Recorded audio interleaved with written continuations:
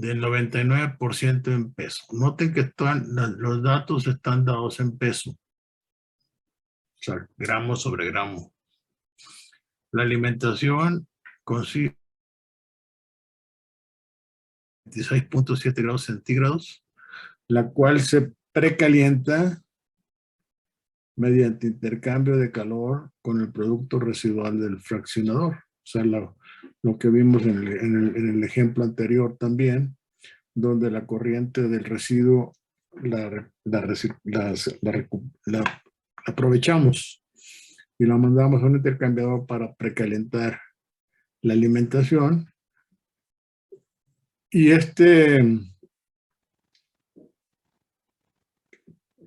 se va ¿cómo se llama? El residuo se va a enfriar hasta 51.7 grados centígrados. Los vapores destilados se van a condensar y enfriar a 37.8 grados centígrados mediante agua de enfriamiento que entra a 26.7 y sale a 40.6. Creo que está claro, ¿no? El reflujo se va a regresar a 37.8 grados centígrados a razón de una R reflujo externo de 1.8, CL0 en D. Se va a utilizar vapor vivo a 70 kilonewton por metro cuadrado, o sea, digamos, lo que llaman la calidad del vapor, se suele manejar así. Entonces uno ve en tabla de vapor a qué corresponde esta presión y de esta manera puede uno ubicar la temperatura en la que se encuentra ese vapor. La torre va a estar aislada para reducir pérdida de calor a valores despreciables y, o sea, dicho de otra manera, se puede considerar que la columna trabaja en forma diabática. Y bueno, tenemos las propiedades físicas que vienen en el problema 9.4. En la misma serie de problemas que vienen al final del capítulo 9, el 9.4 da una serie de valores para el sistema acetona-agua. Ok, dan los calores de solución, que de hecho les mandé yo la tabla crítica internacional para que vean en este caso cómo se maneja. Y nos piden entonces una serie de preguntas relacionadas con el flujo y composición del destilado y reflujo que se está regresando a la columna por hora, la carga calorífica del condensador y el flujo de agua de enfriamiento por hora, el flujo de vapor del residuo y de la composición del residuo por hora, la entalpía de la alimentación al entrar a la torre y su condición expresada cuantitativamente, el número de platos ideales requeridos, el flujo de líquido, el vapor, el plato super, etc. ¿Sí? Todo esto está asociado a ver, aquí está raro este dato creo que es punto 1, ¿no? Es igual a ñ. O sea, para punto 6, punto 1 y punto 0 y punto 0.25. Ok. Bien, vamos a ir por partes. Entonces, como ya hemos manejado en este curso, considerando la nomenclatura del libro, A sería la acetona, componente más volátil, y B sería el agua. ¿Ok? Pregunta obligada. ¿Qué solución dan ustedes en la primera parte? O sea, es decir, el flujo y composición del destilado y el reflujo que se está manejando por unidad de tiempo y la hora.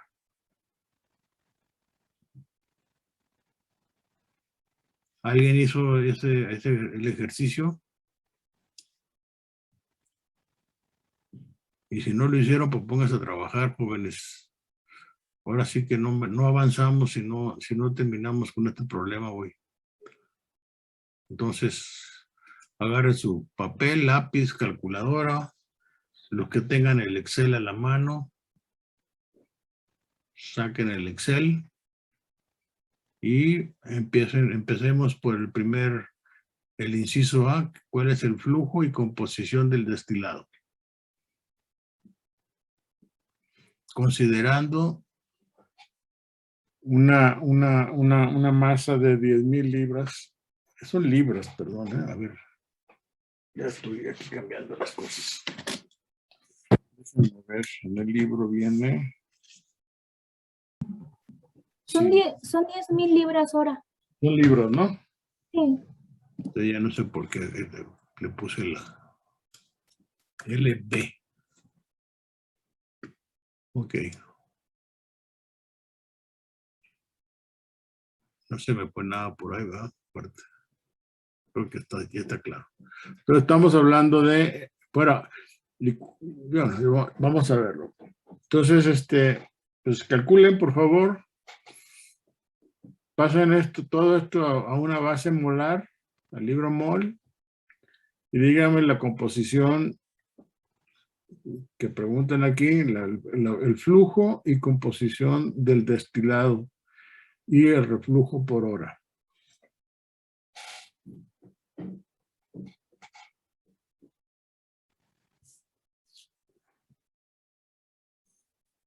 Hacer un simulacro de examen, ¿no? Hagan de cuenta que están en examen.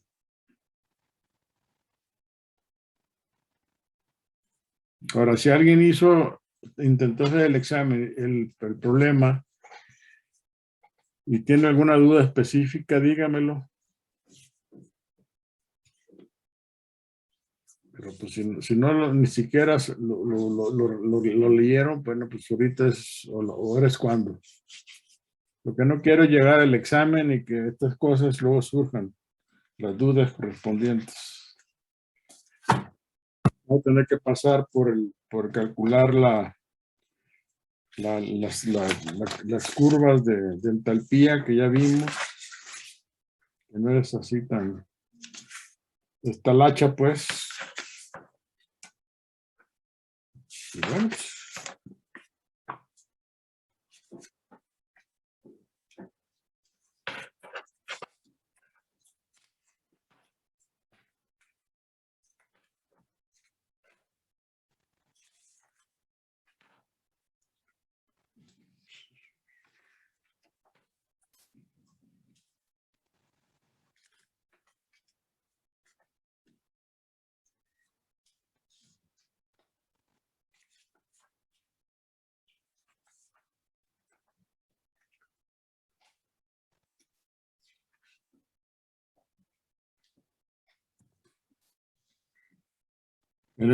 en el capítulo, en el problema 9.4, pues ahí vienen toda una serie de datos. Nos dan la fracción molar de la acetona, dan el calor de solución que es extraída de las tablas críticas que les mandé. Es una manera, por ejemplo, de que ustedes corroboren si lo que están tomando en cuenta es correcto. Por ejemplo, en el caso del metanol agua, cuando hablábamos del calor que liberaba la solución, manejábamos unidades de joules ¿por qué? ¿Por masa o por molde? Yo te les digo.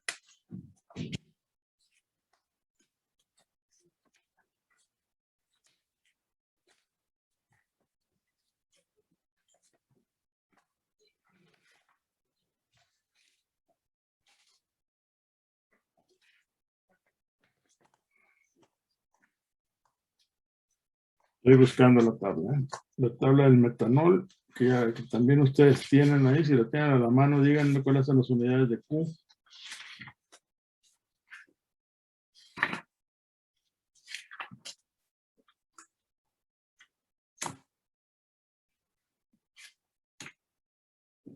¿No? Y aquí está. Están dadas, fíjense, en el caso del metanol agua, Las Q está expresada en kilojoules por mol de agua. Sí, por mol de B, o sea, por mol de alcohol de metanol. Kilojoules por mol de metanol. En la tabla que tiene que ver con el alcohol etílico, con el metanol.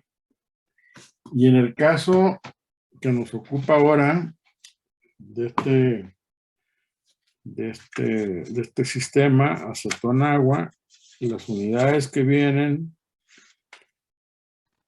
están expresadas como joules, no kilojoules, joule por gramo de mezcla.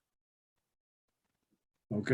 Entonces hay que tener mucho cuidado a la hora de leer estos datos. Y ya en dos ejemplos, ahorita aquí, sale la diferencia. En un caso está referido a kilojoules ¿por qué? Por mol del metanol, y aquí estamos hablando de joules, no kilojoules, por mol, por masa de mezcla. Entonces, esos datos, pues hay que tomar en cuenta esa información y traducirla correctamente. Ya en la tabla que viene en el libro, en el Tribal, lo están dando ya como kilojoules por kilomol de solución. O sea, que en todo caso podrían ser manejado como tal, como kilomol, ¿verdad? Y ahí los valores numéricos pues serían equivalentes a los que vienen ahí en la tabla del libro, de las tablas críticas internacionales. Entonces, jóvenes, hay que hacer ahí algún ajuste para que cambien estos valores de las tablas críticas internacionales y coincidan con los que están ahí reportadas en la tabla del problema 9.4.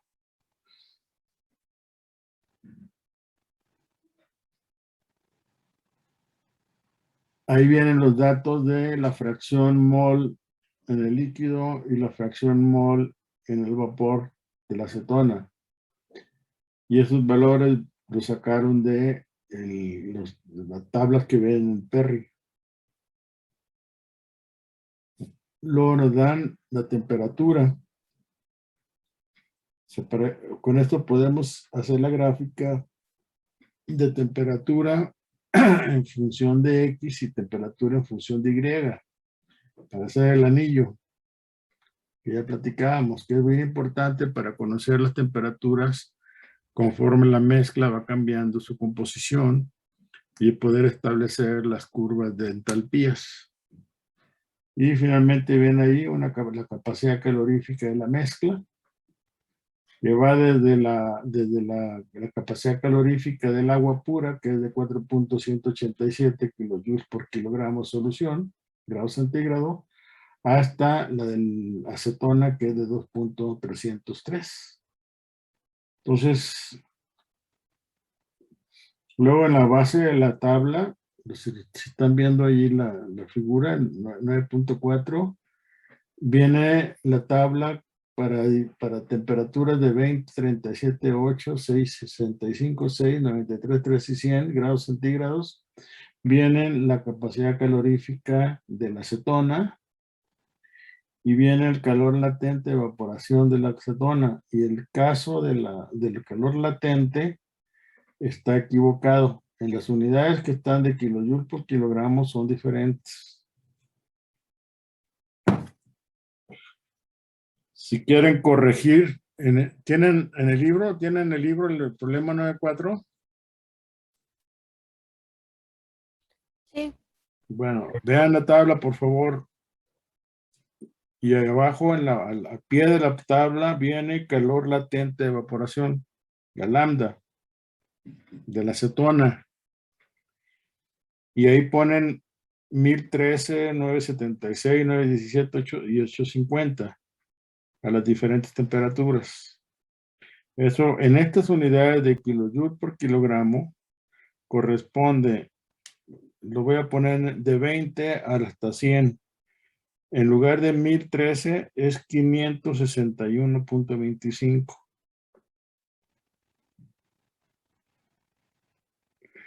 Para 37.8 grados centígrados, en lugar de 976 es 540.37. Para 65.6, en lugar de 917 es 507.9. Para 93.3, en lugar de 863 es 477. Y para 100, en lugar de 850 es 470.8 kilojoules por kilogramo. Hay que hacer esa corrección para tener la consistencia dimensional.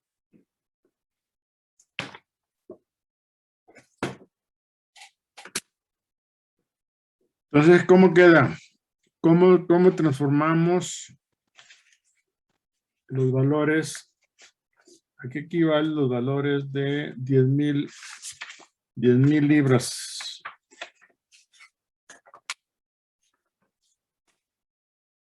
Las 10,000 libras de mezcla, ¿cuántas moles son?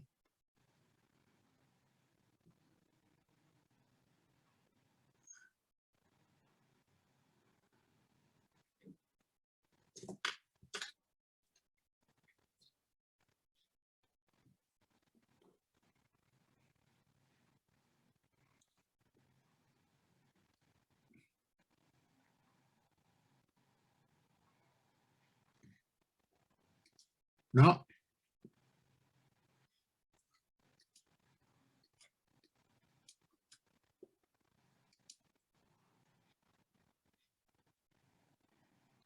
Bueno, pónganse las pilas. Si ya no lo hicieron ustedes por su lado, háganlo ahorita. Para que no se aburran.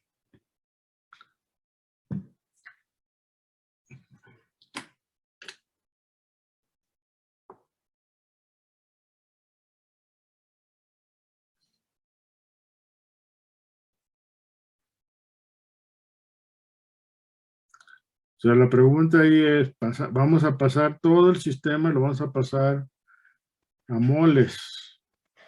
Entonces, pues empecemos. Tenemos que 10,000 libras, ¿cuántas libras mol son? Considerando una composición de 0.25, o sea, 25% de acetona y 75% de agua. Peso molecular de la acetona es igual a 58.08. Peso molecular del agua igual a 18.02. Con esa información pueden ustedes pasar todo esto que está aquí y obtener la base molar de la misma cantidad de libras que se están alimentando al contenedor, a la torre de destilación.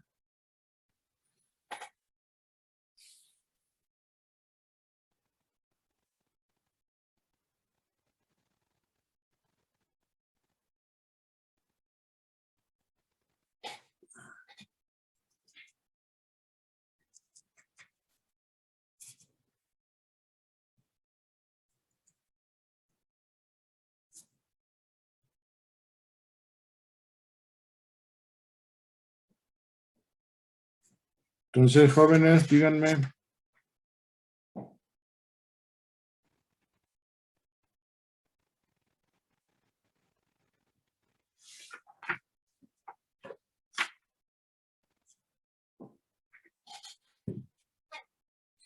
Este ejercicio ya el equivalente con el metanol lo hicimos. Es seguir la misma receta.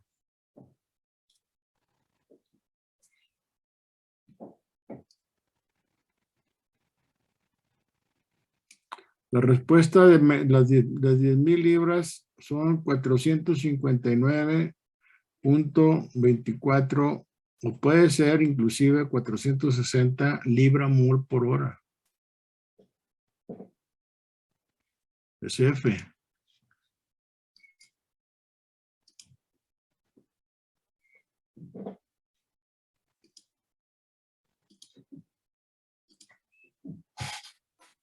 Esa es la alimentación. ¿Cómo se calcula? Peso molecular de la acetona, 58. Peso molecular del agua, 18.6. Entonces, ¿cómo llegan a 459? Y luego ya vemos la composición es ZF.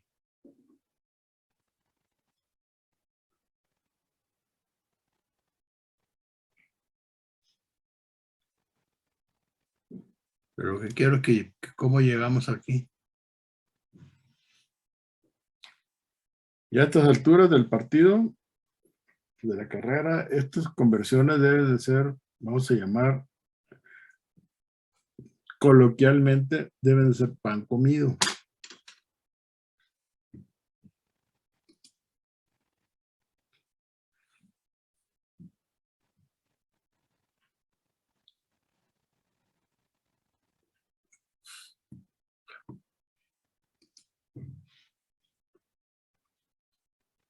¿Ya quedó?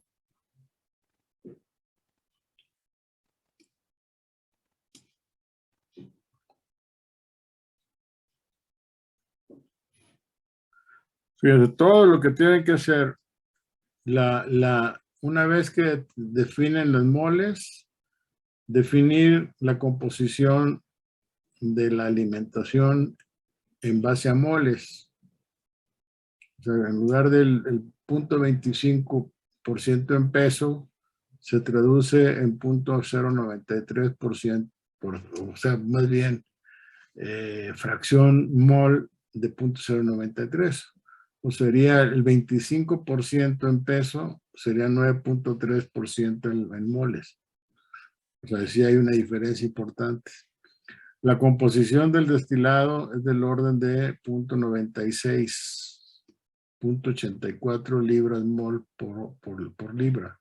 Es la composición por libra mol, la composición del destilado. Entonces, partimos de estos datos que están aquí. Y estos datos, por ejemplo, para 459, lo tenemos aquí, D24, que sería D24, sería la... Y ahora creo que anda con esto. Estoy generando varias.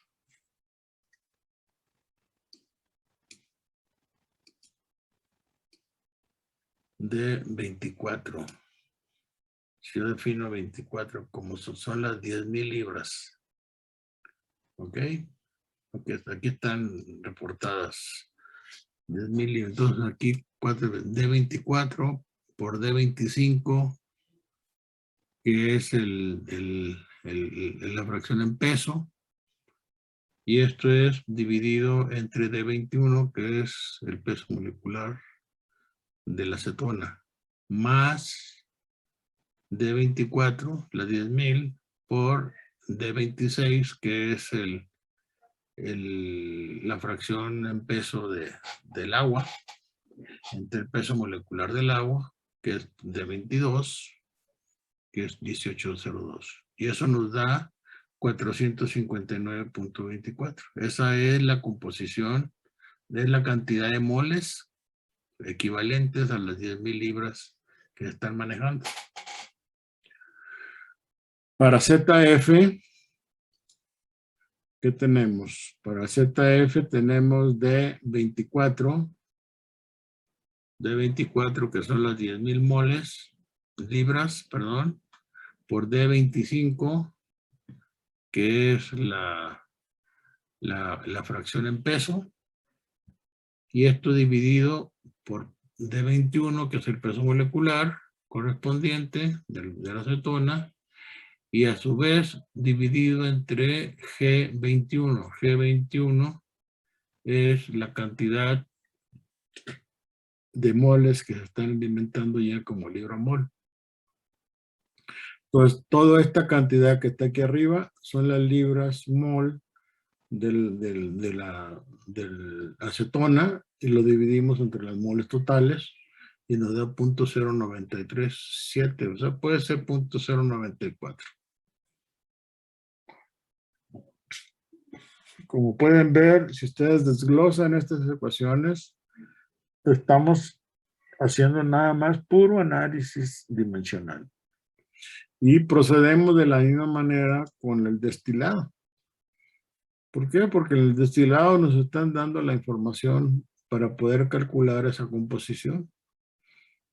Sí, nos dicen que tenemos que recuperar el 99.5% para tener una composición del 99%. Entonces, el ZD del destilado tiene que ver con D28, D28 que sería la composición, acuérdense que el 99% está en peso, entonces tenemos aquí 99.99 libras de acetona por libra, ¿no? Como por agua sería el resto, 0.01 libras por agua, por libra, perdón. Entonces, aquí tenemos D28 entre D21. D21 es el que está aquí, es el peso molecular. Y eso, a su vez, es dividido por toda esta cantidad que está aquí, D28 por 0.21 más D29, que es la otra fracción en peso del resto, por el peso molecular correspondiente de 22.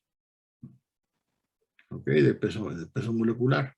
Entonces, viéndolos estas cosas aquí, no sé si les convenga más, en lugar de tener estas casillas, por lo menos apúntenlo en un papel, para que se acuerden. O sea, pongan D28, que es la fracción peso de la acetona entre su peso molecular, entre 21 D21, que es 58.08. Ahí pasamos ya a libras mol. ¿Sí? Y eso lo vamos a dividir todo, lo vamos a dividir entre las moles, vamos a llamar ya las moles totales, pues. Que tendríamos la D28, que sería el punto mismo, lo mismo de la acetona, más lo correspondiente al agua, las moles. Y estas moles están referidas a masa, pero esa masa se va con la masa de arriba y nos van a quedar ya directamente las libras mol de A por libra mol de la mezcla. O sea, la suma de las dos especies, acetona más agua, son libras mol totales, ¿no? Por libra. Pero acá tenemos libras mol de acetona o de A por libra. Entonces la libra y la libra se va y me va a quedar libra mol de acetona por libra mol.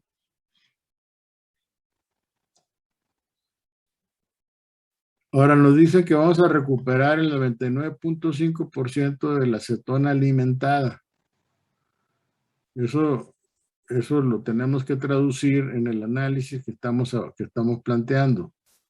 ¿Sí? Entonces, por ejemplo, D por ZD, o sea, esto que sería el destilado esta es la cantidad de acetona que tiene el destilado, pues va a ser el 99.5 de la cantidad que estamos manejando, o sea, D24 nuevamente son las 10,000 libras por la fracción en peso, pues de 25, que es 0.25, entre D21, que es el peso molecular de la acetona. Entonces, con esto, aquí tenemos el 99.5% corresponde a DZD. que sería igual a 42.8288. 42 puntos. Si lo hago como dos decimales, 3. O sea, como el Excel me está dando todos esos decimales, yo así lo dejo, ¿no? Pero si lo restringimos a 2 o a 4, ¿no? Habíamos dicho que 4 era más que suficiente, pero pues esencialmente son estos valores. Y de ahí sacamos entonces, como ya conocemos Z de arriba, tenemos la cantidad de destilado que está saliendo, que estamos obteniendo, que sale, y la L0 la calculamos a partir de la relación de reflujo. O sea, L0 va a ser igual a la cantidad del destilado que acabamos de calcular, considerando el 99.5% de recuperación, multiplicado por 1.8.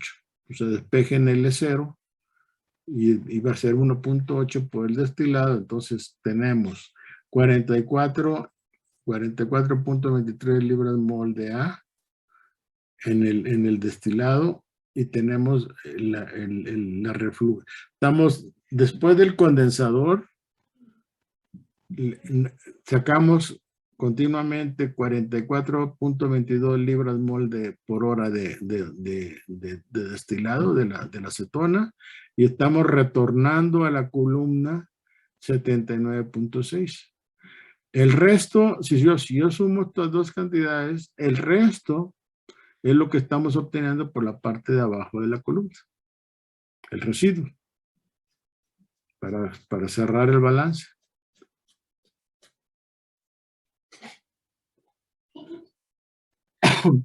¿Dudas?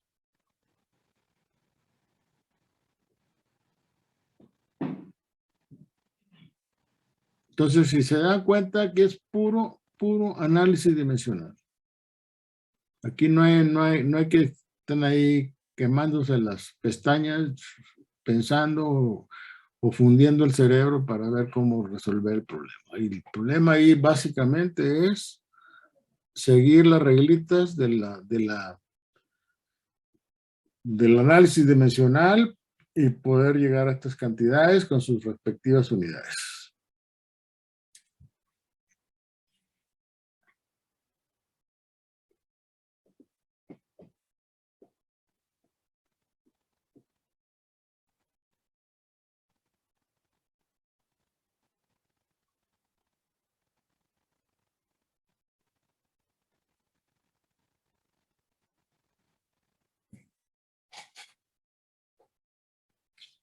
Jóvenes, díganme qué onda, pues, ¿están lampareados o qué?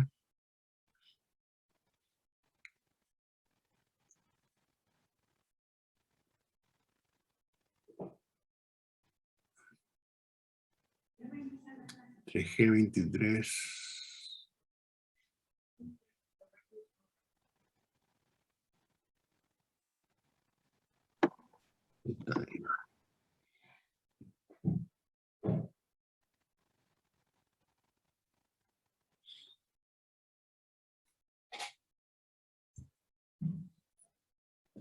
Estrictamente, fíjense aquí tenemos aquí hay un error de unidades a propósito de eso. ¿Por qué? Porque en realidad el destilado, aun cuando tiene un 0.5% de la cantidad en agua, pues aquí tendríamos, esto es libra mol, ¿no? Y por lo tanto, lo que estamos retornando al sistema son, no estamos, o sea, es decir, no estoy sacando en destilado pura acetona, o estoy regresando pura acetona. Estoy aquí, aunque sea mínima, una cantidad de agua que está asociada. Por eso son libra mol por hora, libra mol por hora. ¿Sí? Aquí sí serían libra mol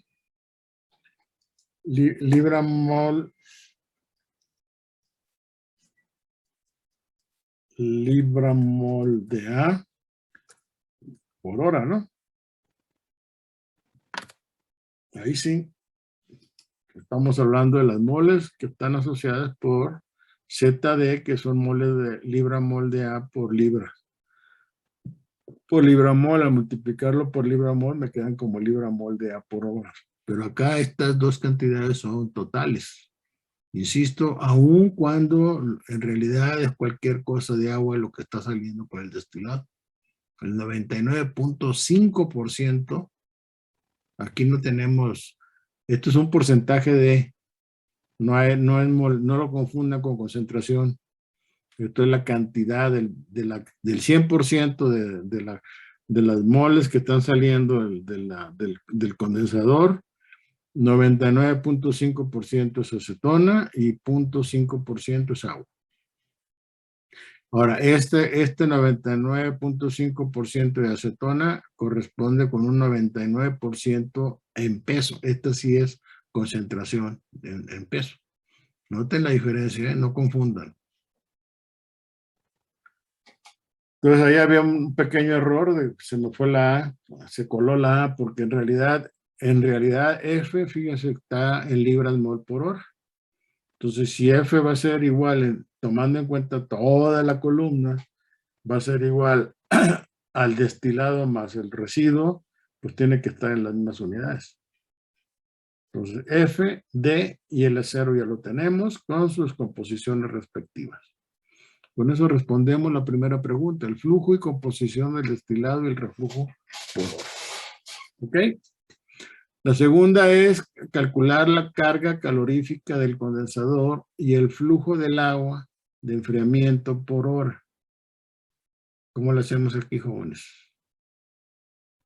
Es el siguiente inciso.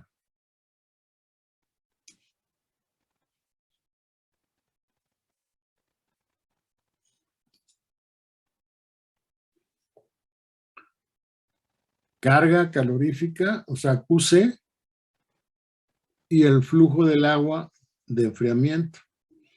Vean sus apuntes y vean cómo calculábamos la QC.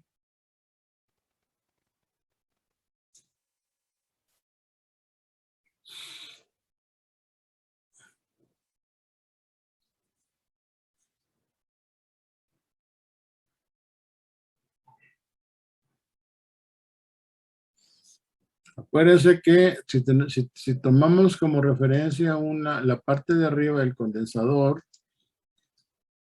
yo considero, voy a poner aquí el condensador, voy a poner acá una flecha que es el vapor que sale de la columna por la parte superior de la columna, y este vapor que sale por la parte superior de la columna va a ser G1, ¿de acuerdo? Este G1 es el valor que corresponde a la cantidad de flujo de vapor que está saliendo por la parte superior de la columna. ¿Y qué va a pasar abajo? Abajo tengo yo entonces ¿cómo se llama? Un balance. Déjenme ponerlo aquí así. Sí, esto es rápido, así nada más para tenerlo, para ilustrar el sistema. Esto sería nuestro condensado. Aquí. Y acá tenemos L0. Y acá tenemos D, con sus respectivas composiciones que acabamos de ver. ¿Está claro? Entonces, mi primer balance de moles totales es G1 igual a L0 más D. ¿Está claro? Entonces, ¿cuánto es G1? Díganme. Es la suma de estos dos que están aquí. Entonces, a partir de esta información, yo puedo decir que tengo que ahora G1 va a ser igual a la suma de estas dos cantidades. Ahí está. 123.84. 83, 82, 5. ¿Qué? Libras mol por hora.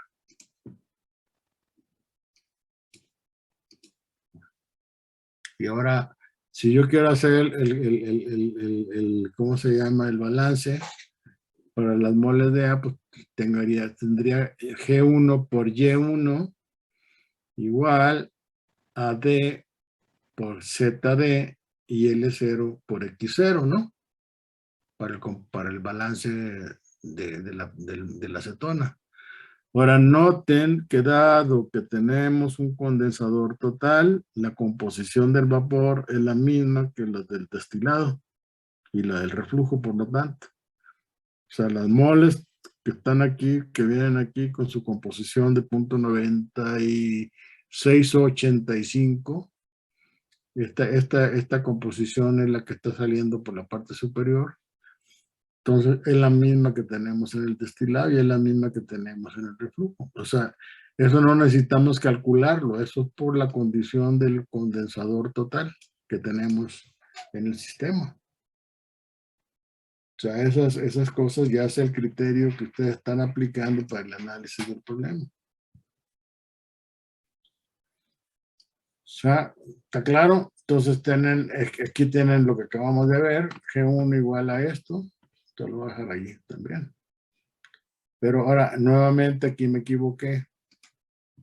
¿Por qué? Porque son moles totales.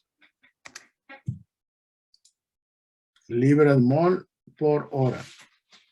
Y ya G1 por Y1 serían libras mol de A por hora.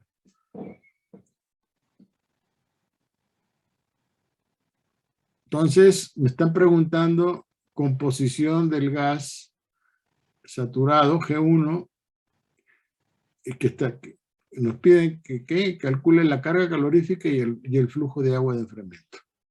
Pero vaya, en base al análisis que estamos viendo, por la misma condición de condensador total, la respuesta ahí en parte es esto que estamos manejando.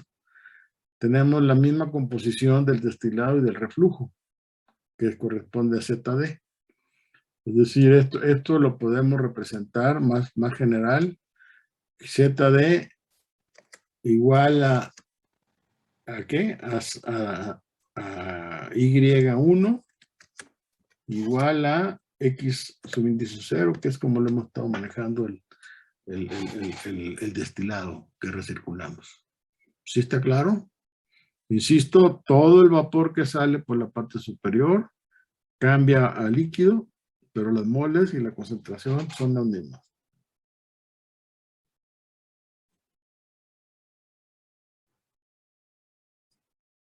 Entonces, calcule, por favor, la cantidad de agua que se requiere para pasar el vapor que sale por la parte superior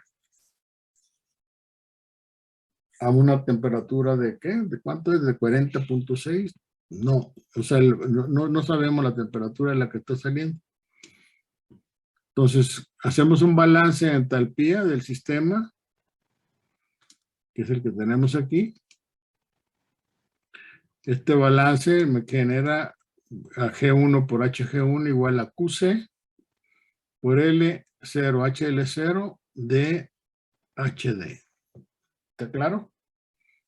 O sea, ¿qué tenemos? Lo que tenemos es el vapor que entra al condensador va a ser igual a la entalpía del líquido que estoy regresando a la columna, la entalpía del destilado que estoy sacando, menos el calor que le estoy sustrayendo al sistema.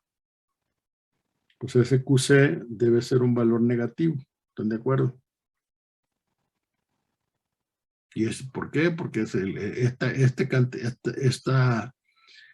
cantidad calorífica que tiene la corriente, el sistema ahí, pues va a requerir va a calentar el agua que se está utilizando de enfriamiento, que es lo que corresponde a la cantidad de QC en proporción. Entonces díganme cuánto es. El sistema lo tenemos, lo estoy representando aquí.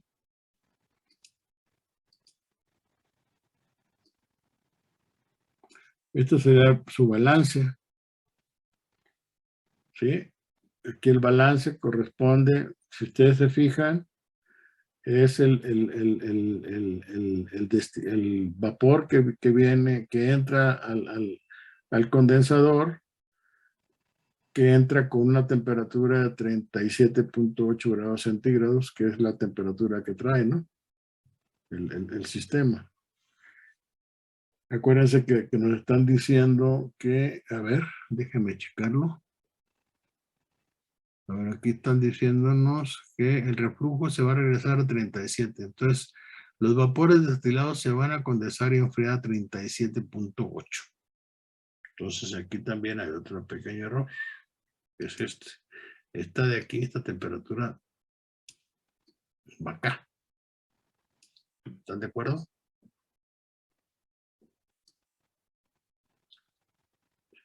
Porque si se fijan, lo estoy corrigiendo con ustedes, porque ayer me agarraron las prisas y ya tuve algunos errores, por eso lo estoy revisando con ustedes. O sea, el vapor que viene de la parte superior de aquí va ¿cómo se llama? Tener una temperatura que no conozco. Pero el vapor que sale del condensador está saliendo a 37.8. Como dato, es un dato del problema, ¿no? O sea, nos están diciendo que el destilado,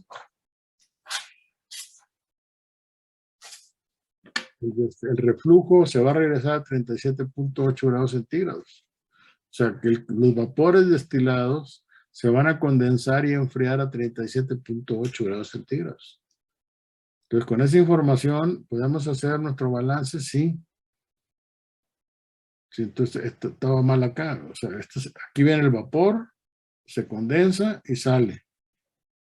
Ahora, este condensado, aquí todavía no lo separo. Por eso pongo D más L0. Y esto estaba saliendo del condensador a 37.8 grados centígrados. Está el agua, entra a 26.7 y sale a 40.6 grados centígrados. Sí, por dato del problema también nos están diciendo que el agua, ¿dónde anda? Aquí está. Los vapores de destilados van a condensar y enfriar a 37 mediante agua de enfriamiento que entra a 26.7 grados centígrados y sale a 40.6 grados centígrados. Entonces, ya nos están indicando eso. Ahora, esa agua que se calienta de 26.7 a 40.6 grados centígrados lo hace a expensas de la pérdida de calor sensible que está teniendo el sistema, ¿no? Calor sensible ¿cómo se llama? Y el calor de condensación, obviamente. Y si me apuran, el calor de condensación es más importante que el calor sensible.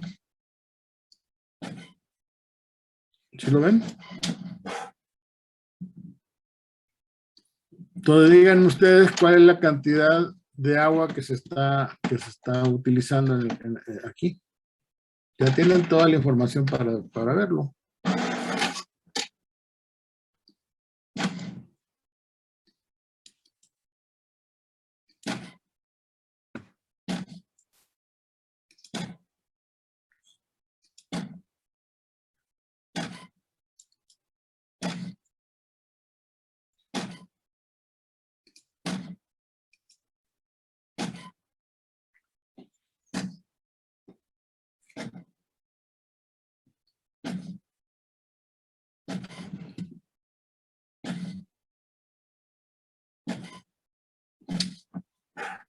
No, espera. Que no tenemos libro. ¿Mm? Que no hay libro. ¿Ves?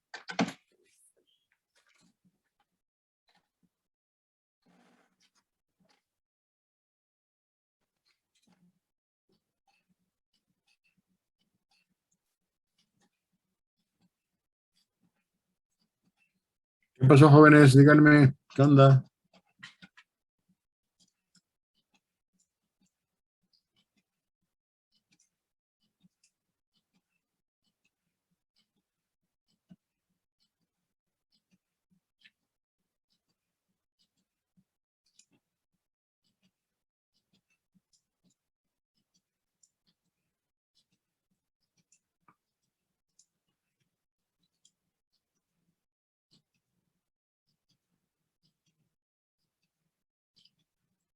¿Qué aplican ustedes como fórmula? Pues esta que está aquí. Que es el calor que está sustrayendo el condensador. La cantidad de calor es igual a la masa del destilado por el CP por la diferencia de temperatura. ¿Entre qué y qué? Entre 46 y 26.7. El CP es el CP de la mezcla.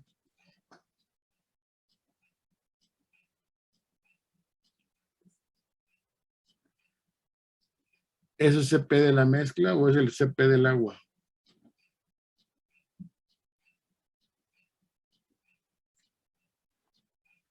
Tiene que ser la del agua, ¿no? Porque es la que Obvio. va a Así es. aumentar su temperatura. Estamos haciendo un balance sobre el agua. O sea, la masa de agua por el CP del agua por la diferencia de temperatura. Ese cambio, o sea, fíjense que ahí no estamos tomando en cuenta que haya cambio de 26 a 40 grados centígrados. No hay cambio de fase con el agua. Simplemente hay un cambio de calor sensible, ¿no? Que está asociado con el cambio de temperatura de 26.7 a 40.6.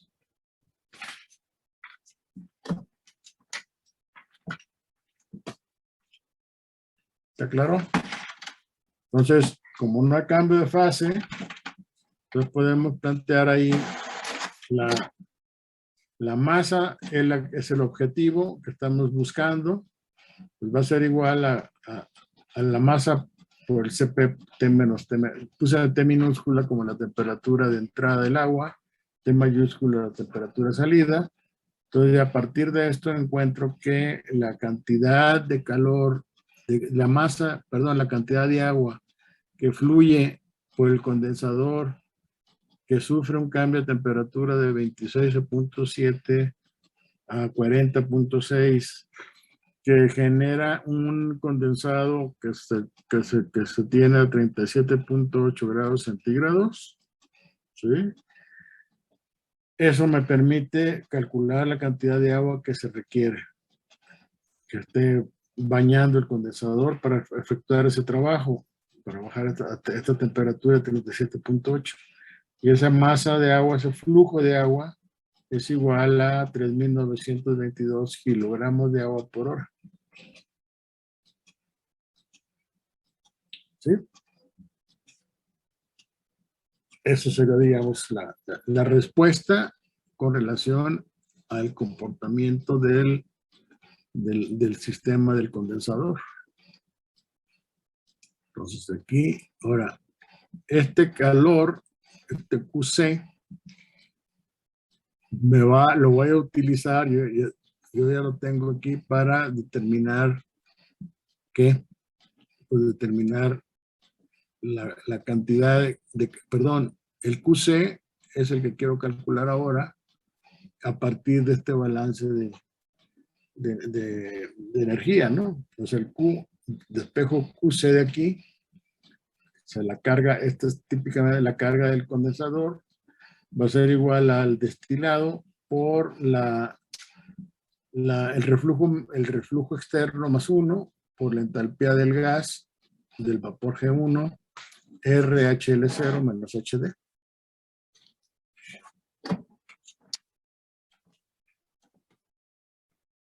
¿Sí está? Ahora, eso implica que conozcamos las entalpías de las corrientes que estamos analizando.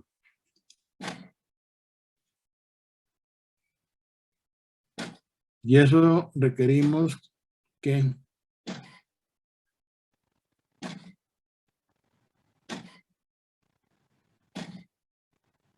La gráfica de entalpía concentración. así es, para hacer o calcular las entalpías.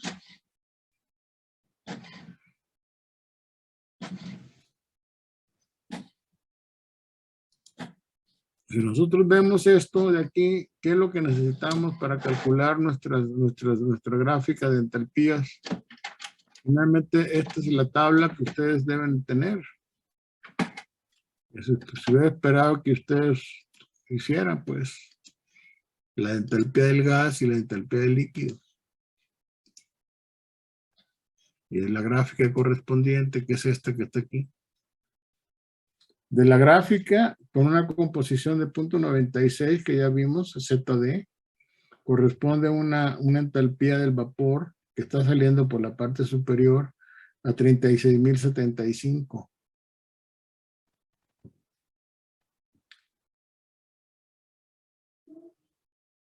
¿Está claro?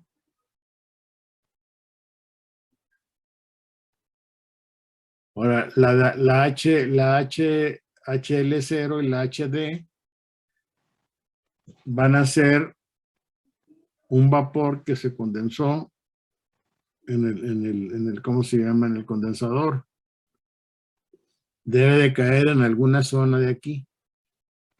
Si consideráramos que fuera un vapor, un líquido saturado, o sea que condensa el vapor a líquido saturado, tendríamos la entalpía aquí correspondiente a HL0 y a HD. Acuérdense, porque tenemos un condensador total. Si la temperatura 38.6 es una temperatura por debajo de la temperatura que corresponde a las condiciones de saturación de la mezcla, estaríamos hablando como un líquido subenfriado. ¿Lo ven? Pues díganme ustedes qué onda con esto. ¿Es un líquido subenfriado o no? ¿Qué temperatura tendría si tuviéramos nosotros un vapor, un líquido saturado? Pues para eso necesitamos la gráfica de temperatura composición. Para punto 90 y qué? Para punto 96 y fracción, aquí estaríamos, tendríamos, fíjate, es que no sé cómo venderle la idea de lo, vamos a decir, lo interesante que es esta carrera. Toda la lógica que está todo esto. Aquí tienen ustedes su condición de la ZD. Esta es ZD, punto 96 más o menos. Estamos en un azeótropo. Véanlo, este punto aquí se pegaron. Pero si yo lo amplifico, esto seguramente todavía la curva sí la brinca, sí brinca a punto 96. Pero mismo así, ¿qué temperatura tenemos aquí? Pues tenemos una temperatura de 50 y tantos, ¿no? Esa es la temperatura a la que salió el vapor por la parte superior, ¿de acuerdo? Y que condensamos a 38.7. Con eso completaríamos, digamos, este esquema que estuvimos analizando ahorita, ¿no? Pues aquí estaríamos 50 y tantos y bajaríamos a 37. Y esto daría 26 a 40.6. Pero a la vez, si yo estoy diciendo que tengo la temperatura 37.8, pues me voy ahora otra vez a mi gráfica de temperatura y si 38 ando por acá. Es más, aquí me bajé, puedo cambiarla un poco, ampliar el rango. Voy a poner 30. Y que tengo ahora, pues ya estaría ubicando, en este contexto estaría ubicando 38. Vamos a ponerlo ahí como un punto. La temperatura andaría que aquí, ¿no? Ahí estaría mi temperatura. Y por lo tanto, consecuencia, de líquido subenfriado. O sea que el condensador no nada más condensó a líquido saturado, sino que se fue de paso y me lo bajó a 38. Y eso no soy mago para saberlo, simplemente haciendo el análisis de estos datos encuentro y ubico el punto acá. Por lo tanto, para la gráfica que estoy aquí analizando, pues voy a andar yo en este punto por acá. HL aquí, por aquí, no sé exactamente, ahorita vemos. Esto es igual a HD, ¿no? ¿Por qué HD? Bueno, porque estoy condensando todo el líquido que está saliendo. Todo el vapor que está saliendo. Si lo ven jóvenes o no, están muy callados. Se me hace que no vieron nada de esto, ¿no? Ahora, ¿cómo se llega a estas cantidades HG1 se puede ver directamente de la gráfica o se puede hacer todo el circo de la entalpía por la composición del vapor, etcétera, etcétera, para obtener ese valor de 36.65. Pero si ya se hizo la tarea con la gráfica correspondiente de entalpía descomposición, pues se utiliza la gráfica correspondiente. ¿Ok? Ahora, para HD, tendríamos nosotros HD y HL0. ¿Qué onda?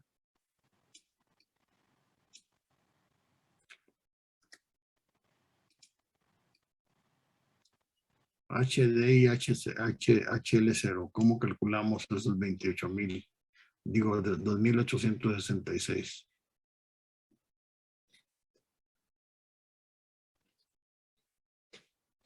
Díganme qué onda con este valor. Ya, ustedes tienen que saber. Si no, me doy un tiro.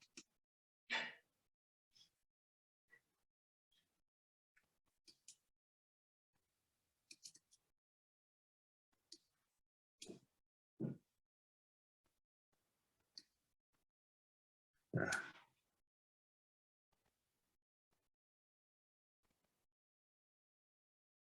Y otro que no me he puesto a ver todo este rollo que también tiene lo suyo. ¿Cómo calculo la entalpía del líquido? Y bueno, que es lo mismo, están de acuerdo que es lo mismo, o sea, tanto la corriente que se está recirculando, o sea, reflujando, como la corriente del destilado están saliendo, es una mezcla líquida.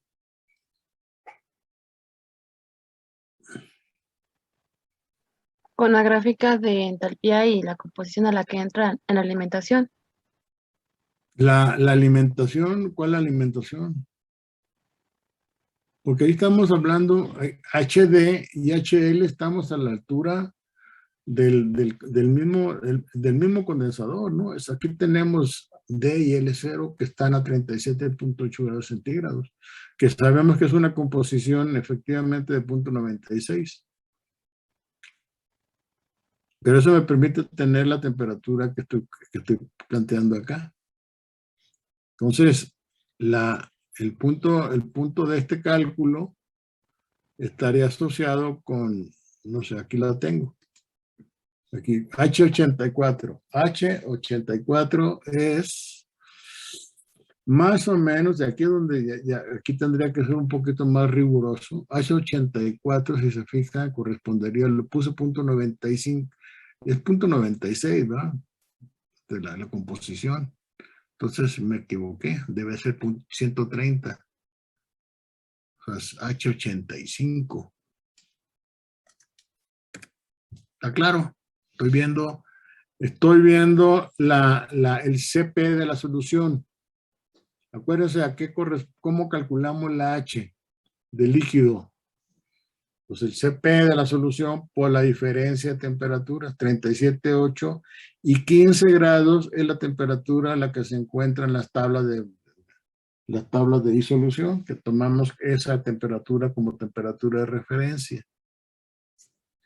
Menos el 48.0998 es la cantidad de calor que libera la solución en kilojoules por kilomol. Entonces, a partir de esto yo tengo como valor 2,930. Este 2,930, voy a corregirlo. 2,930 acá. Entonces tengo aquí una ligera diferencia, 2,930. 2,930.44, ¿no? Ahí está. Y este de acá, ese sí lo estoy leyendo de la gráfica. Entonces ya con esto ya tengo HG, ya tengo HL0, tengo HD, tengo R, 1.8 y tengo la cantidad de destilado. Y eso me permite calcular ¿qué? QC. Y ese QC, nada más que la diferencia ya quedó, ¿no? De 41.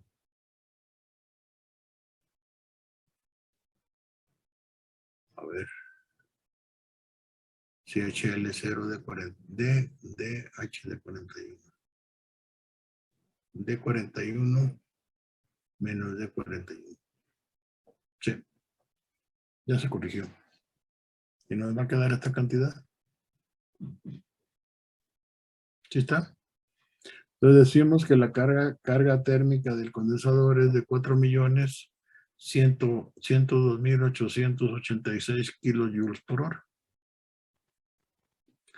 Ahora noten que cambiamos de libras a kilomol, pero como eran cantidades que se referían libra sobre libra, o libra sobre libra mol, etcétera, no hay problema. El problema podría ser cuando pasamos con estas unidades de energía a libra mol o manejar kilomol. Ahí sí hay que tener cuidado con la equivalencia. Entonces, este sería, digamos, la respuesta al inciso B.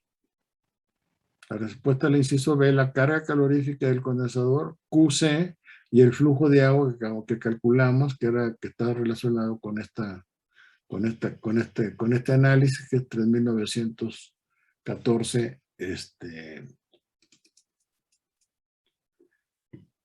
Ay, se me va la mano con esto.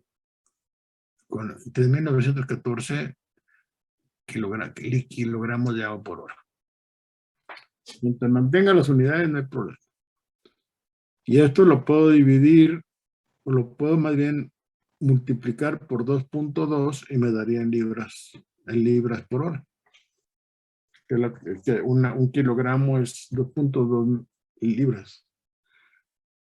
Ahora, el calor de disolución que ustedes ven en la tabla está relacionado con esta información.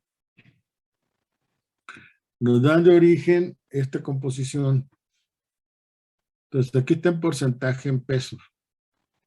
Como les decía yo, en el caso de que nos están planteando aquí, estamos manejando la mezcla. ¿Sí? O sea, por eso les recomiendo y les insisto en que lean bien cualquier tabla, no nada más estas, cualquier tabla que estén ustedes consultando para obtener datos termodinámicos. Bien vale la pena detenerse un poco, entender las unidades, tener claro cuáles son las unidades que se están utilizando para realizar los cálculos que van a manejar. Porque si ustedes se fueran con la finta y pensaran que los mismos kilojoules por mol del componente que se está planteando es la misma en todos lados, y lo manejan en automático toda esta información, pues van a tener errores ahí importantes. Acuérdense que en el caso de la acetona está referido a la mezcla, y en el caso ¿cómo se llama? Del metanol agua está referido a los moles de metanol, el componente. Entonces sí hay que cambia pues esto. Entonces aquí ¿qué tenemos? Tenemos esto de aquí y esto hay que pasarlo a fracción mol. La fracción, perdón, una vez que lo ponemos en términos del porcentaje en peso de acetona, lo pasamos a fracción en peso de acetona, que no es más que dividir directamente las cantidades por 100 para pasar de porcentaje a fracción. Luego tenemos el peso molecular de la mezcla. El peso molecular de la mezcla que toma en cuenta la cantidad de acetona y la cantidad de agua que está presente, y barremos desde el 40.8 en el caso que estamos analizando hasta el 18.66. Por aquí andaríamos hablando de agua y aquí estaríamos hablando de la acetona. ¿Sí? Todavía hay una diferencia porque no estamos partiendo de uno, ¿no? Que tendríamos aquí pura acetona, que sería el 58.08, algo así, ¿no? Que es el peso molecular de la acetona. Y abajo no estamos llegando a 0, que sería el 18.02, que sería el peso molecular del agua. Pero Ese es el rango de variación del peso molecular que estamos teniendo, proporcionado con las cantidades que se están manejando aquí. Y esto me permite entonces establecer la fracción mol correspondiente. ¿Sí? Así P23, por ejemplo, P23, que es la fracción en peso, por Q23, que es el peso molecular, entre el peso molecular de la acetona. El promedio de la acetona, y me daría, esta es la fracción mol de la acetona. Y esta fracción mol de la acetona va desde 0.56, 0.57 hasta 0.016. ¿Sí lo ven? O sea, P23 serían, vamos a poner gramos de A por gramo, ¿no? Porque es fracción en peso. Lo multiplicamos por Q', que serían los gramos de la mezcla por gramo mol. O libra mol, eso es indistinto. Y esto lo dividimos entre el peso molecular de la acetona, que es gramos de A por gramo mol de A. Entonces los gramos se van con gramos, los gramos de A se van con gramos de A, y nos va a quedar gramo mol de A por gramo de mezcla. Que es lo que estamos buscando, que esa es la fracción, ¿no? Son las moles del componente A entre las moles totales de la mezcla. Ahora el Q está referido, como les comentaba, a kilojoules por kilogramo de mezcla, o sea, por masa, por kilogramo de mezcla. Está como joule por gramo, ¿no? Pero pues da lo mismo kilojoule por kilogramo. Y eso entonces hay que afectarlo. Entonces esto de aquí, hay que el Q23, que es el peso molecular promedio, por la cantidad que estamos manejando de Q. Y eso me va a dar a mí ahora los kilogramos, los kilojoules por kilogramo mol de mezcla. Y esa es la cantidad que estamos manejando aquí. ¿Sí? Pero aquí es de mezcla. Y ahora lo tenemos que pasar a kilomol de A. Entonces, T23 lo dividimos entre R23, que es la fracción mol de A. Y eso me da estas cantidades. Y si se fijan, estas cantidades, contrástenlas con las que están ahí referidas en el libro. Perdón, estas son las que están en el libro. Que está kilojoule por kilogramo mol de solución. Estas cantidades son las que están ahí. Pero estas cantidades, a la vez las podemos pasar a kilogramo mol de A, que es como lo vamos a manejar. Yo para interpolar o extrapolar grafico los valores de la calor y solución en función de la fracción mol de A, y tengo esta tendencia, y esta tendencia la asocio con una ley exponencial, y yo con esto puedo interpolar los valores correspondientes. ¿Sí está claro? ¿Dudas, jóvenes? ¿Comentarios?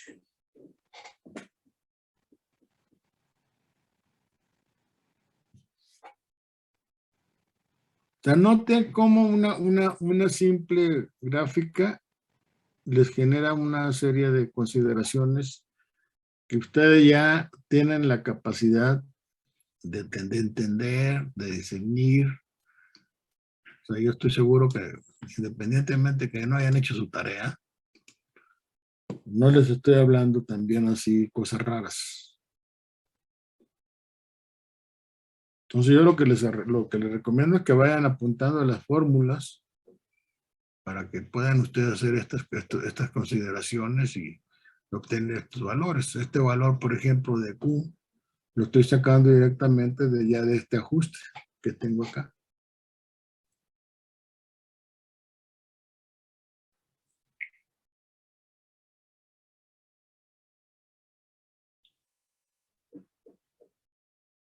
Por aquí le estoy llamando Q y en realidad es delta HS. Ojo. Esto es delta HS, es el calor de disolución. Q, lo puse Q por la fórmula que viene por la tabla.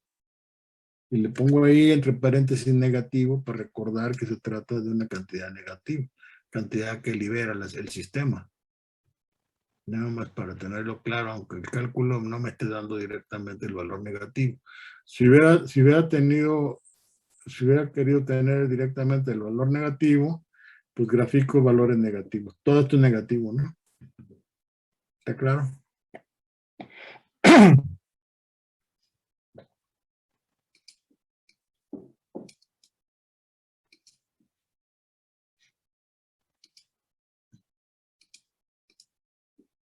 Entonces, jóvenes, díganme, comenten, no dicen nada, están calladotes. De ahí no tengo que imaginarme mucho que no hicieron la tarea, pues.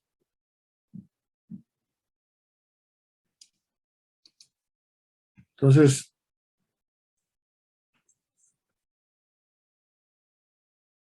ahora flujo de vapor, el residuo y la composición del residuo por hora. Aquí tenemos el punto aquí es que en lugar de tener un hervidor en la parte inferior, estamos directamente cargando el flujo de vapor. Un vapor que tiene esta calidad de 70 kilonewton por metro cuadrado. Normalmente estos valores son valores de presión manométrica que se plantean. Y estos los usamos como referencia para irnos a la tabla de vapor y encontrar la temperatura a la que está entrando el vapor a la columna.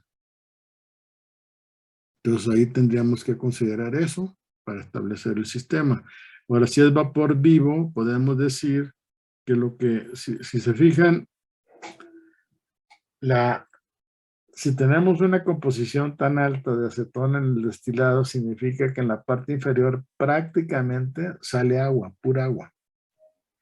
Entonces, si yo tuviera el hervidor me estaría regresando vapor de agua al sistema. Entonces, esa es la función que está haciendo el vapor vivo, que llaman ahí. Es una forma de expresar el vapor sobrecalentado. Y ese vapor es el que se introduce en la parte inferior, que viene de una caldera que puede ser una caldera que esté dándole servicio a toda la planta, y entre ellas está el equipo. En el caso, por ejemplo, del laboratorio de procesos químicos 2, donde se ve la práctica de destilado, si bien es cierto que no metemos el vapor directamente a la columna, en el caso específico estamos calentando la mezcla que estamos destilando con vapor, hay una, ¿cómo se llama? Una caldera que no está dentro del equipo de la planta piloto 2, pero está en los locales que están atrás justamente del edificio de la planta piloto 2. El primer local de izquierda a derecha está ahí la caldera. Entonces, cuando hacemos la práctica de destilación, se echa a andar la caldera y esa caldera es el medio de calentamiento. Otro medio de calentamiento puede ser resistencia eléctrica, no sé. Pero en fin, eso es un comentario. Entonces, ahí el punto es ese, jóvenes, que tienen ustedes ¿cómo se llama? Lo que sigue del problema es, les decía, quiero detenerme aquí en el caso específico de esta tabla, que es la tabla que está considerando todas las cantidades que estamos analizando. Primero nos apoyamos en la gráfica de temperatura, composición, vapor, líquido, vapor,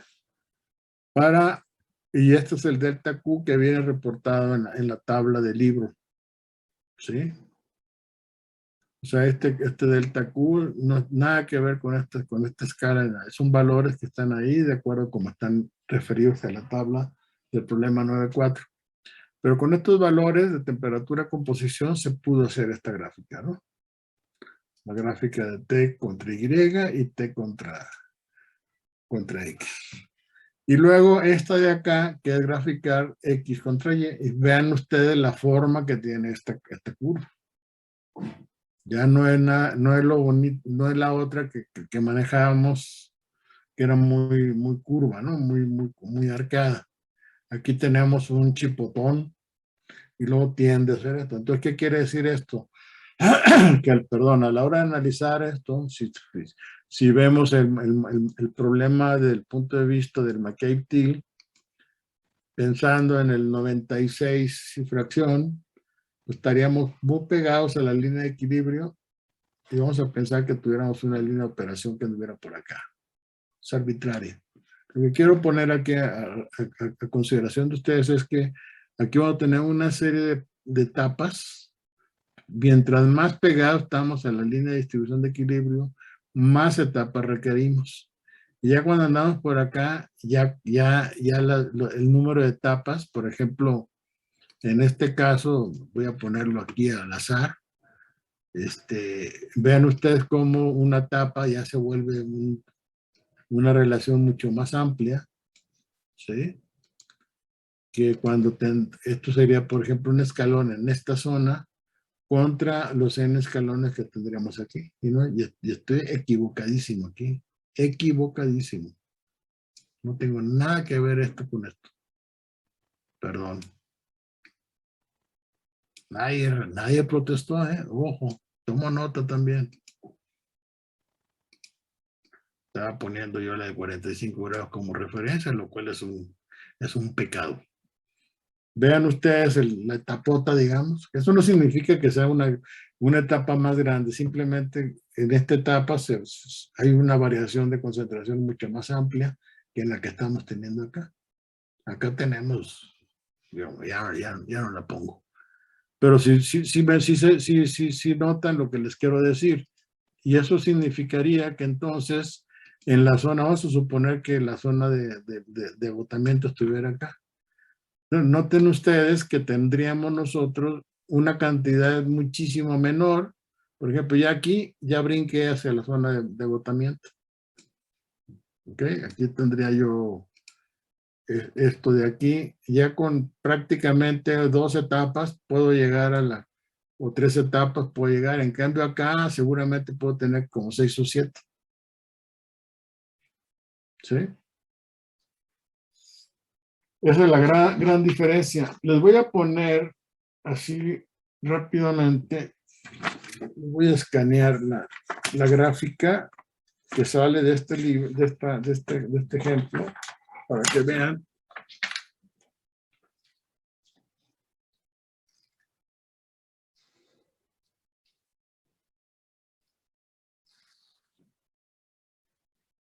O sea, los datos de la tabla que están ahí, los voy a escanear para que lo vean.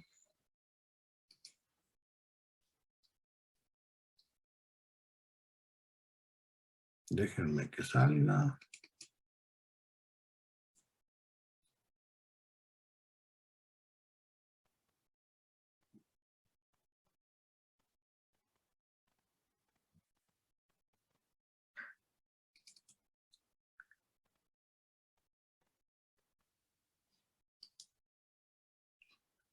Escaneamos. A ver si sale, porque está en lápiz, pero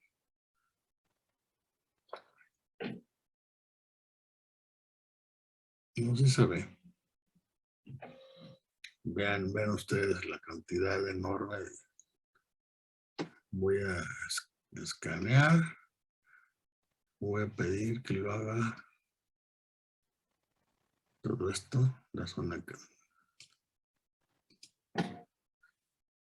del escaneo.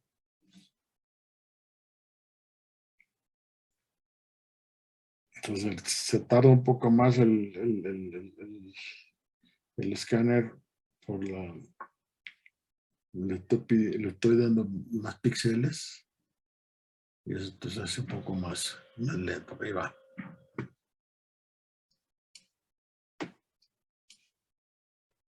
Voy a salirme.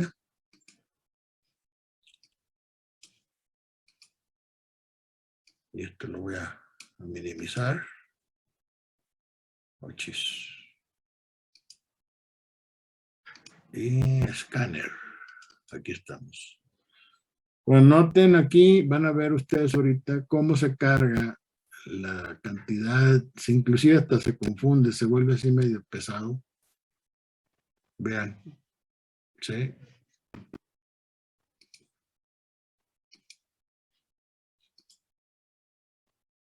Vean cómo aquí tenemos un chorro total de... Aquí la verdad es que se puede uno confundir mucho. Pero toda esta zona, fíjense cómo están aquí concentrados todas las etapas que están relacionadas con esta zona próxima a la línea de equilibrio, y conforme avanzamos por acá se empiezan a abrir. Y ya acá, ya en la siguiente, brincamos del otro lado, entonces eso ya no se vale, como les comentaba. Entonces lo mismo acá, ¿no? En la parte de agotamiento, tendríamos muy poquitas etapas, 2 etapas, una cosa por el estilo, con relación a esto. Esta es la línea que une el delta, el Q' con el QB', ¿no? Y eso es, digamos, lo que divide la zona. Pero esta es la gráfica que deberían ustedes poder establecer aplicando el método de McCarthy. ¿Está claro? Ahora sí, estuvieron archisuper callados. Y no sé si me quedé platicando solo en la loma o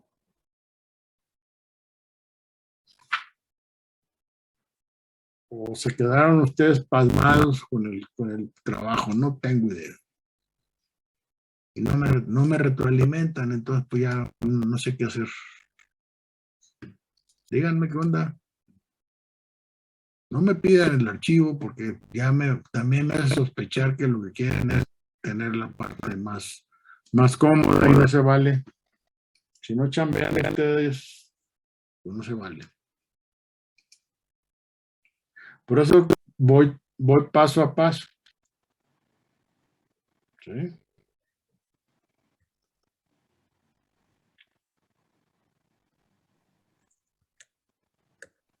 Profesor, en los cálculos de la masa promedio, como que me quedó duda, no sé, como que yo lo hice a mano, pero no me dio los mismos valores. ¿A qué le llaman masa promedio? ¿El peso molecular promedio? Ajá, de lo que estaba hablando de la... ¿Esta que está aquí? Ajá, el calor de disolución, porque ahí lo tiene elevado a la -1. Sí, porque acuérdate, cuando tú es que estás manejando fracción en peso.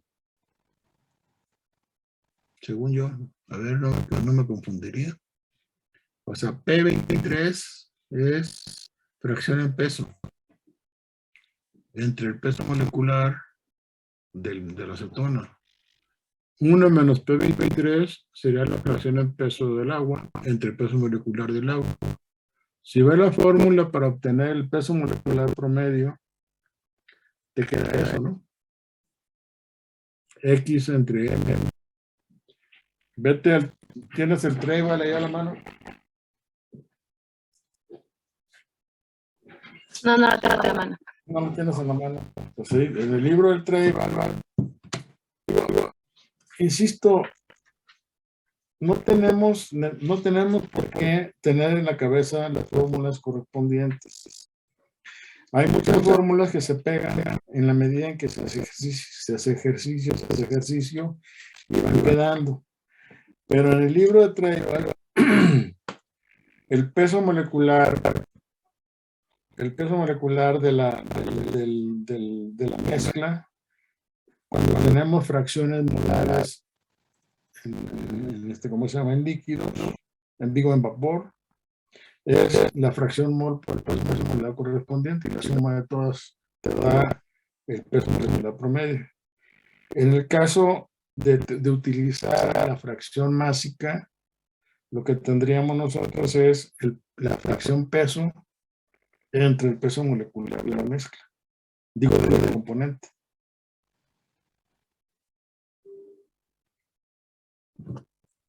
1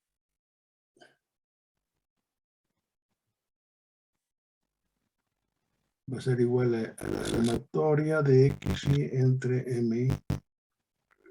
Entonces, con la sumatoria de XY entre MI a la menos 1, esos son los inversos.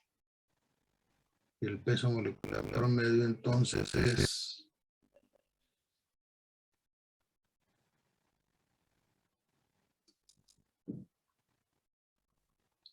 a ver, P23 es gramo de gramo por gramo. El peso molecular es gramo de A entre gramo mol de A. Entonces el gramo de A con el gramo de A se va y me queda un gramo mol de A por gramo. ¿Sí, no? Más gramo mol de A por gramo a la menos 1.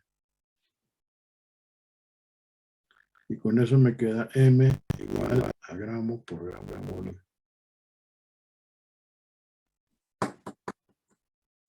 Gramo mol, gramos totales entre gramo mol total. ¿Sí lo ven o no? Sí, ya. La fórmula para el peso molecular promedio de una mezcla en fase líquida con todas las fracciones básicas es igual a 1 entre M promedio igual a la sumatoria de X y entre MI. ¿Ok? Y esta es la sumatoria de todos los componentes que están en la mezcla. Tomando en consideración el LFI.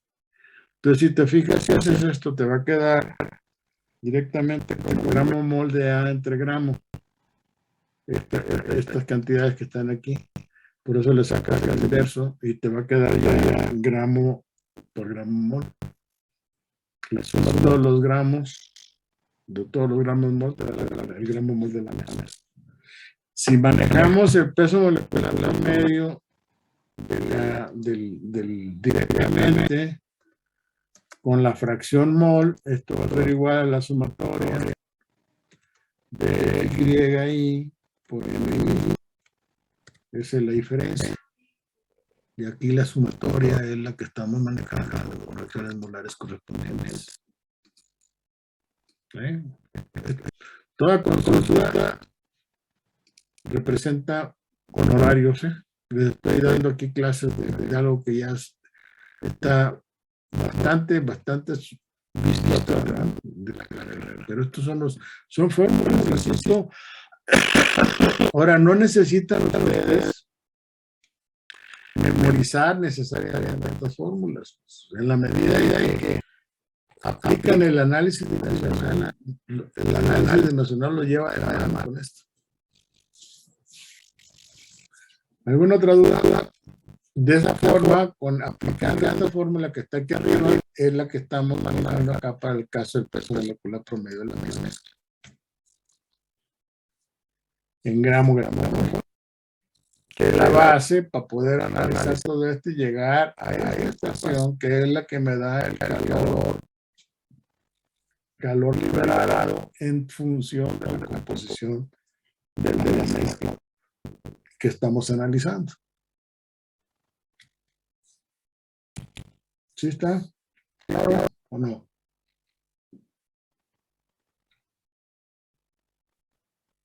¿Alguna otra duda?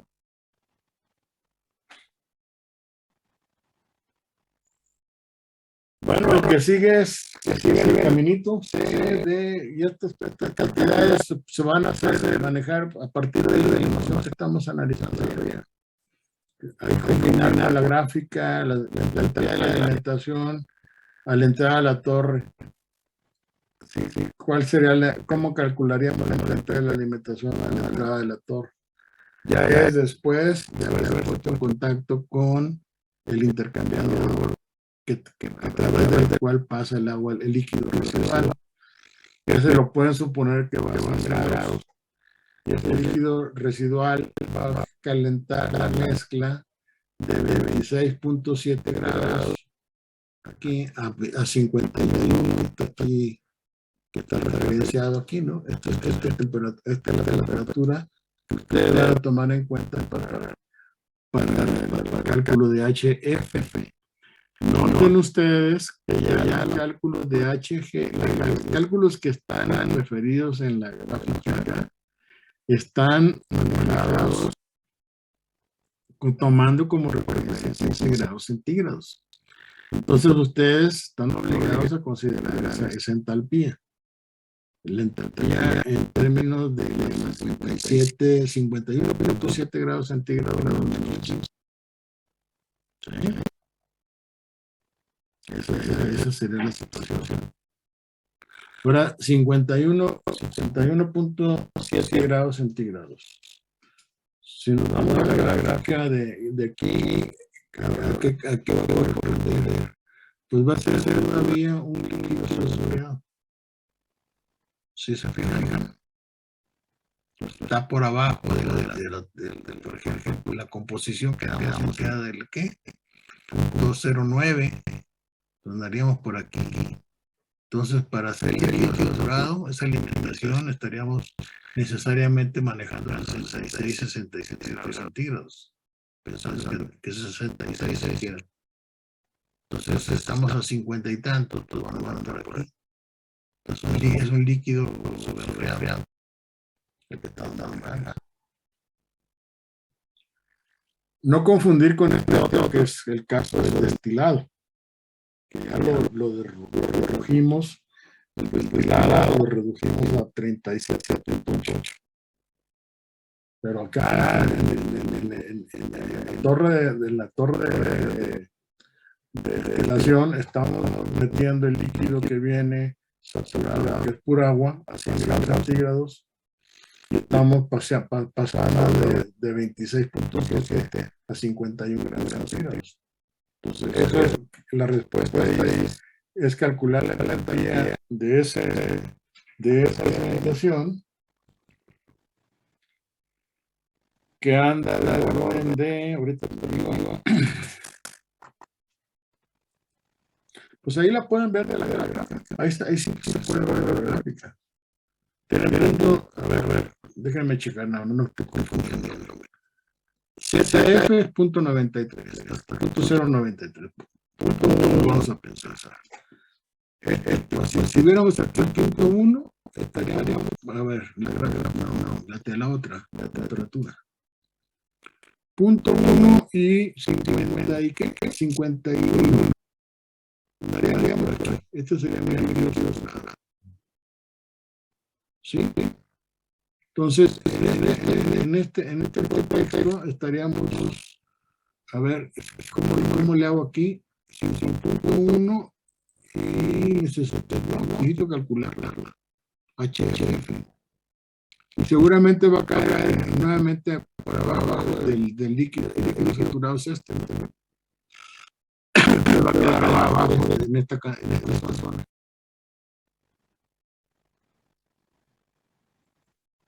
Déjame ver rápidamente.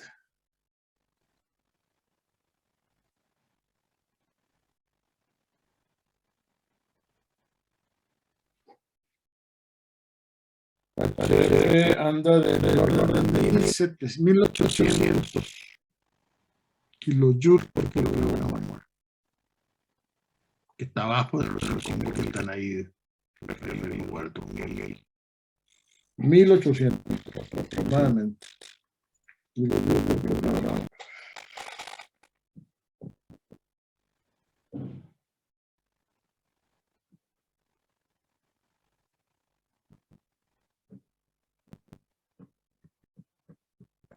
Okay.